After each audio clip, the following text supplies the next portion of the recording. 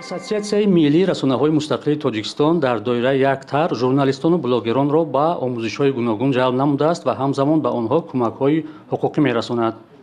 мо тасмим гирифтем бо раҳбари ин созмон Нуриддин Қаршибоев атрофи ин тар ва дигар масъалаҳои марбут ба фаъолияти кори журналистон ва блогерон суҳбате дошта бошем. Нахуст ин аст ки тарҳи эҷоди муҳити бехатар барои фаъолияти касбии журналистон ва блогерҳо бо чӣ мақсад роҳандозӣ шудааст ва он чӣ аҳамият дорад?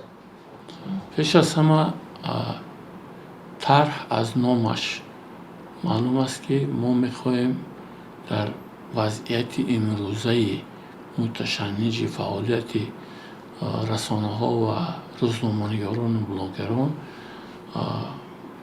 фаъолияти онҳоро аз нигоҳи амният, бехатарӣ, аз нигоҳи ҳирфаият, аз нигоҳи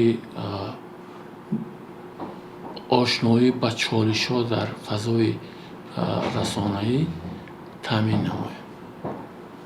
яъне тарҳ чанд самти фаъолият дорад. самти асла муҳими он ин расондани кӯмаки ҳуқуқӣ ба журналистон ва блогерон аст. дар ҳолати дучор омадан ба ин ё он мушкилот онҳо метавонанд ҳам аз тариқи чатбот, ҳам аз тариқи мессенҷеру почтаи электронӣ ба мо муроҷиат кунанд ва ба суоли худашон посихи ҳуқуқшуносона гиранд. самти дигари фаъолияти мо ин баланд бардоштани саводи расонаи ҳам журналистон ва ҳам мухотобони онҳост. дар фазое ки иттилооти бардурӯғ хеле зиёд шудааст, бояд онҳо аз малакаҳои фарқ карда тавонистани иттилооти бардурӯғ аз иттилооти воқеӣ балад бошанд. идеяи ғояи ин тарҳ 2 сол қабл матраҳ шуда буд ва мо дар ҳамкорӣ бо ҳамкасбон аз Фаронса барои роҳандозӣ кардани як барномаи фарогир дар Осиёи Марказӣ тасмим гирифтем ва ин барнома имсол шурӯъ шуд. барномаи 2 сола аст. дар доираи ин тар худи блогерон ё рӯзноманигорон атрофи кадом мушкилиҳояшон бо шумо дар тамос буданд ё ин ки ҳузуран дар ин бора суҳбат карданд? мутаассифона мушкилии аслӣ ҳам аз суҳбатҳо ва ҳам аз ҳамоишҳое ки мо дорем бармало маълум мегардад, ин дастрасӣ ба иттилоот аст. дастрасӣ ба иттилооти аҳамияти ҷамъиятӣ дошта. мутаассифона на дар ҳама вазороту идораҳо ва мақомоти ҳокимияти давлатӣ муҳим будани дастрасиро ба иттилоот ва дар доираи талаботи қонунгузории Тоҷикистон пешниҳод кардани онро дуруст дарк намекунанд ва бештар рӯзноманигорон ба ҳамин мушкилот дучор меёванд. дар баробари ин дигар мушкилоти инфиродӣ ҳам ҳаст, яъне баъзе таъқибҳо, баъзе даъватҳои ғайриқонунӣ ба мақомот сурат мегирад ки мо ин масоилро бидуни ошкор кардани ин ҷонибҳо ҳаллу фасл мекунем. Масалан ҳолатҳое шудааст ки блогерон ё рӯзноманигорон аз гуфтани мушкилиҳои худ дар ҳарос бошанд. ин чиз яъне баланд шудани сатҳи худсензура дар Тоҷикистон дар солҳои охир хеле зиёд ба назар мерасад. бештари журналистҳои ҷавон, блогерон баъди дучор омадан ба мушкилот, баъди суҳбатҳои дӯстона аз ҷониби мақомот кӯшиш мекунанд ки ҳамон мушкиле ки пешрӯи онҳо ҳаст баррасӣ накунанд. яъне ҳамин сатҳи худсензорӣ боло рафтааст ва мо дар ҳамоишҳо, дар суҳбатҳо ба ҳамкорои худамон, ба ҷавонон, ба блогерон мефаҳмонем ки پنهان داشتن مشکلات این راه حل مسئله نیست.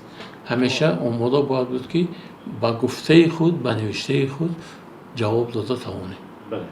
شما در مورد سنزور ژورنالیستان گفتید.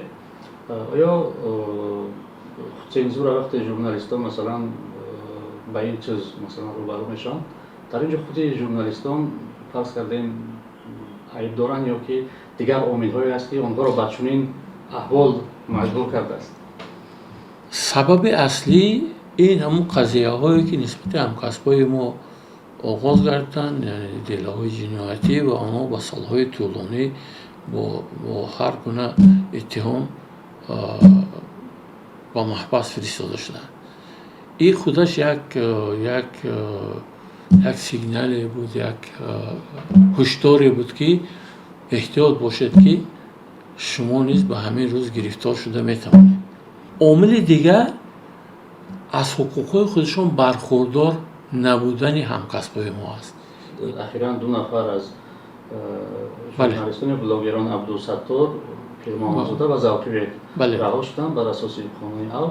لطفاً میگویید که در تماس شدید یا که از سوی خود آنها یگان مراجعت بود برای کاری میمدهشان یا که به یگان مسئله؟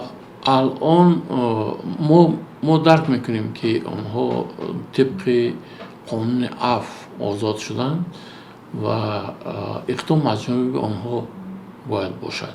تا امروز ما از آزاد شدن این دو همکسب خودمون خیلی قناعتمند هستیم. البته همه کار وقت و ساعت دارد. در حالت مراجعت کردن آنها صرف نظر از آن که آنها عضو نانسیمیت هستند یا نه، ما کمک خودمون را دریغ نخواهیم داشت. تشکر. چون از ما با توجه به نام طرحی که شما سر آن کار میکنید، تا کجا یک محیط بخطر برای فعالیت کسبی روزنامه‌نگاران و بلاگران عین حال وجود دارد به نظر شما؟ نقص روی راست و مستقیم حقوق ژورنالیستان و بلاگران به نظر نمی رسد. این همه عملهای غیر قانونی پنهانی صورت می گیرند و به خاطر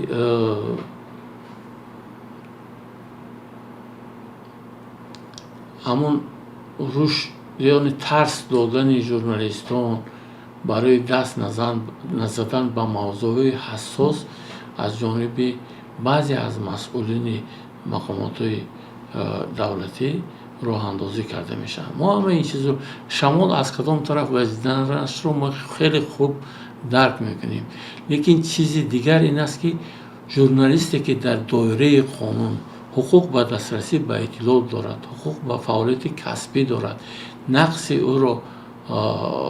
حقوق را ما تحمل کرده نمیتونیم. حداقل کوشش میکنیم که همین گونه حادثه ها کمتر رخ دهد تا که ژورنالیست باید از فعالیت کسبی خودش جبر نبینه.